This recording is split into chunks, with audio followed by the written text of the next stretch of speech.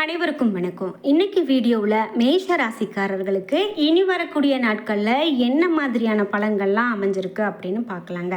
பொதுவாக மேஷ ராசிக்காரர்களுக்கு இனி வரக்கூடிய காலகட்டம் ரொம்பவே மகிழ்ச்சிகரமானதாக அமையும் அப்படின்னு சொல்லப்படுது. குறிப்பாக இந்த அடுத்து வரக்கூடிய 7 நாட்களுக்கு எப்படிப்பட்ட பலன்களை பெற போகிறாங்க அப்படின்னு பார்க்கலாம்.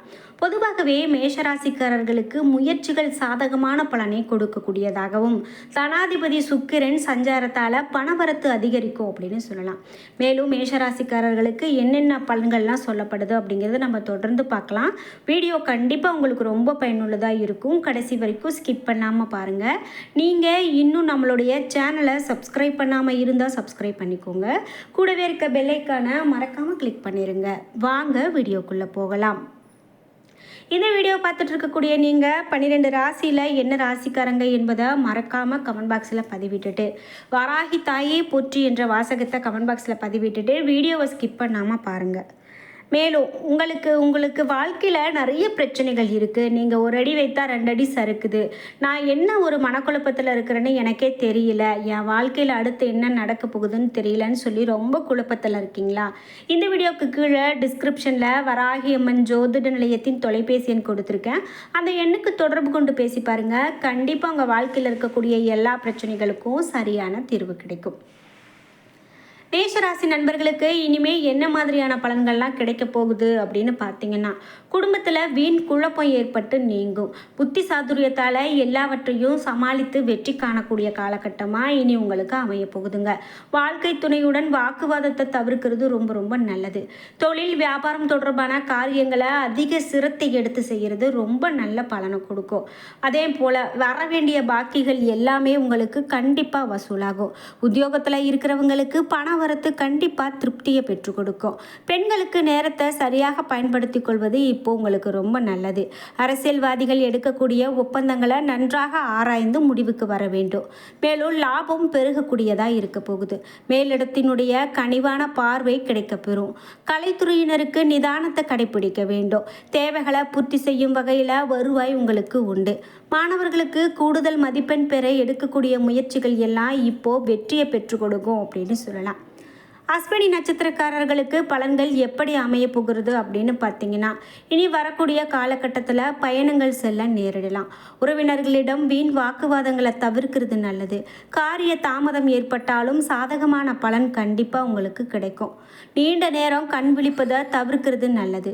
அன்றைய வேலைகளை அன்றைய தினமே முடித்து விடுவது உங்களுக்கு வெற்றிக்கு வழிவகுக்கும். பரணி நட்சத்திரக்காரர்களுக்கு என்ன மாதிரியான பலன்கள் அமைய போகுது அப்படின்னு பார்த்தீங்கன்னா, இனி வரக்கூடிய காலகட்டம் சுகம் உண்டாகக்கூடியதாகவும் பணவரத்து கூடக்கூடியதாகவும் எதிர்ப்புகள் மறையக்கூடியதாகவும் அமைய போகுது. பகை பாராட்டியவர்கள் பகையை மறந்து நட்பு கரம் நீட்டுவாங்க. நீண்ட நாட்களாக இருந்து வந்த பிரச்சனைகள் குறையும். எதையுமே செய்து முடிக்கக்கூடிய சாமர்த்தியம் உண்டாகும். கார்த்திகை 1ஆம் பாதம் நட்சத்திரக்காரர்களுக்கு என்ன மாதிரியான பலன் அமைய போகுது அப்படின்னு பார்த்தீங்கன்னா, இனி வரக்கூடிய காலகட்டத்தில் வாக்கு வன்மையால் காரியங்கள் அனுகூலமாக இருக்கும். வேலை தவறி உண்ண வேண்டி இருக்கலாம். வாகனம் வீடு ஆகியவற்றால் செலவு ஏற்படலாம். அடுத்தவர் பிரச்சனைகளில் தலையிடுவதை தவிர்க்கிறது ரொம்பவே நல்லது. பரிகாரமாக என்ன சொல்லப்படுது அப்படின்னு பார்த்தீங்கன்னா, முருகனுக்கு அர்ச்சனை செய்வது இப்போ உங்களுக்கு ரொம்ப நல்லது. உங்களுடைய எல்லா கஷ்டமும் நீங்கி மன கஷ்டங்கள் எல்லாம் விலகி போகக்கூடிய காலகட்டமாக முருகப்பெருமானுடைய வழிபாடை மேற்கொள்ளும் போது அது நிச்சயமாக உங்களுக்கு நடக்குங்க. இதே போல் மேஷராசிக்காரர்களுக்கு வரக்கூடிய காலகட்டத்தில் பல சாதகமான மாற்றங்களை நீங்கள் காண போகிறீங்க. உங்களுடைய வாழ்க்கையில் பல துணிச்சலான முடிவுகளை எடுப்பீங்க. கடின உழைப்பிற்கான பலன் கண்டிப்பாக இனிமேல் உங்களுக்கு கிடைக்க போகுதுங்க. இதன் மூலமாக உங்களுடைய நிலை இந்த சமுதாயத்தில் உயரக்கூடியதாகவும் நிதி ரீதியாக இனி வரக்கூடிய காலகட்டம் உங்களுக்கு சாதகமானதாக அமைய போகிறது அப்படின்னு சொல்லலாம். இதோடு மேலும் மேஷம் ராசிக்காரர்களுக்கு என்ன மாதிரியான பலன் அமைய போகிறது அப்படின்னு பார்த்தீங்கன்னா, இனி வரக்கூடிய காலகட்டத்தில் உங்களுக்கு பொதுவாக கலவையான அல்லது சராசரி அளவிலான முடிவுகளை தரக்கூடியதாக இருக்கும். மேலும் சூரியனுடைய பெயர்ச்சி உங்களுடைய 7வது வீட்டில் இருக்க போகுது. நவம்பர் 16ஆம் தேதிக்கு பிறகு சூரியன் 8வது வீட்டில் இருக்காரு. இங்கிருந்து சூரியனும் அனுகூலத்தை வழங்க முடியாது. மேலும் செவ்வாய் இனி வரக்கூடிய காலகட்டத்தில் முழுவதும் விருச்சக ராசியில் 8ஆம் வீட்டில் இருக்க போகிறாரு. செவ்வாய் சொந்த ராசியில் இருப்பது ஒரு புறம் என்றால் 8வது வீட்டில் இருப்பது பலவீனம். எனவே செவ்வாய் கிரகத்திடமிருந்து பொது அனுகூலத்தை எதிர்பார்க்கக்கூடாது அப்படின்னும், சில சமயங்களில் செவ்வாய் சில எதிர்பாராத நல்ல பலன்களை தந்தாலும் மற்ற பொதுவாக அதை சாதகம் என்ற வகையில் வைக்க முடியாது அப்படின்னு சொல்லலாம். குறிப்பிட்டு மேலும் உங்களுக்கு இனி வரக்கூடிய காலகட்டத்தில் புதன் வக்ர நிலையில் 7வது வீட்டை அடைய போகிறாரு. இதன் பொருள் புதன் கிரகம் அதனுடைய மட்டத்தில் உங்களுக்கு சாதகமான பலன்களை தர விரும்புது. புதன் கிரகத்தில் இருந்து சராசரியாக முடிவுகளை விட ஓரளவு நல்ல பலன்களை எதிர்பார்க்கலாம் அப்படின்னு சொல்கிறாங்க. இதோடு மட்டும் இல்லாமல் இனி வரக்கூடிய காலகட்டத்தில் உங்களுக்கு எல்லாமே நன்மைகளை பெறக்கூடியதாக இருக்கும் அப்படின்னு சொல்லலாம். மேலும் நீங்கள் வரக்கூடிய காலகட்டத்தில் உங்களுக்கு கடன் கொடுக்கறது வாங்கிறது அப்படின்னு பார்த்தீங்கன்னா அது எல்லாமே நீங்கள் முடிவெடுத்து திட்டமிட்டு அப்புறமா பண்ணுறது தான் நல்லது. ஏன்னா அந்த கடனானது நீங்கள் ஒருத்தவங்க கிட்ட கொடுத்துட்டு வாங்கக்கூடியது சிரமமாக அமையலாம். நீங்கள் யாருக்கிட்டையாவது கடன் வாங்குறீங்க அப்படின்னு சொன்னாலும் அதை நீங்கள் உடனடியாக கொடுக்கறது இனி வரக்கூடிய காலகட்டத்தில் நல்லதுங்க. குறிப்பாக இனி எல்லாமே உங்களுக்கு நல்லதாகவே அமையும் அப்படின்னு சொல்லலாம். உங்களுக்கு பிடித்த கடவுளினுடைய வழிபாட்டை நீங்கள் மேற்கொண்டுட்டு வாங்க.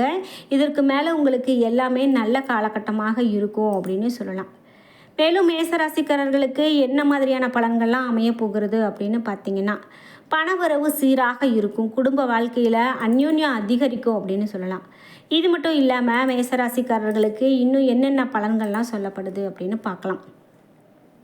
அலுவலகத்தில் உங்களுடைய அந்தஸ்து உயரக்கூடியதாகவும் மேலும் ஊதிய உயர்வு பெறுவதற்கான வழி ஏற்படும் அப்படின்னு சொல்லலாம்.